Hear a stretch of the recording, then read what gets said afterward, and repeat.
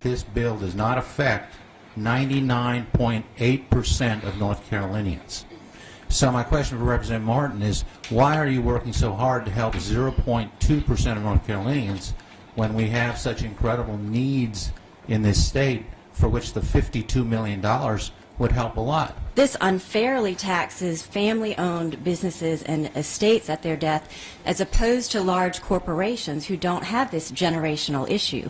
In our industry, and agriculture remains the leading industry in North Carolina, and we need to protect that farmland and that investment. 80% of American millionaires don't inherit their money from mom and dad. They raise it by working hard.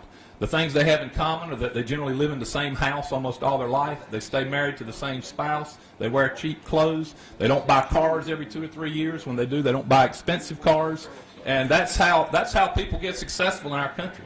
And why we want to punish that, I have no idea. Anytime we do reduce taxes, we have to either spend less or we have to make more. I mean, that's the reality of it. And we seem to be making decisions in a bubble, in a piecemeal tax reform basis, with the earned income tax, now with the estate tax.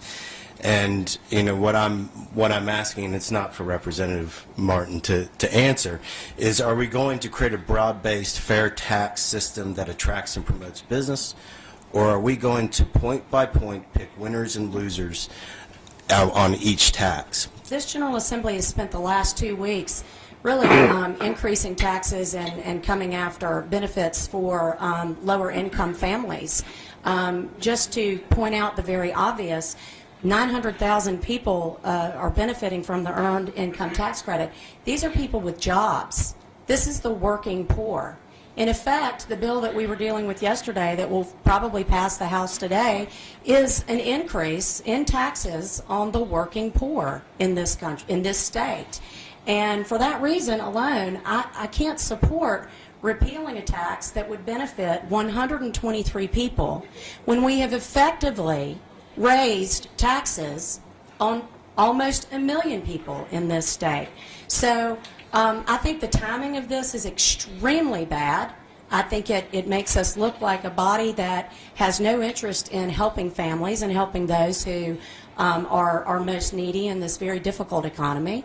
And for that reason, I won't be supporting it. Otherwise, under different circumstances, had we not had the last few weeks that we've had, I may have supported this bill.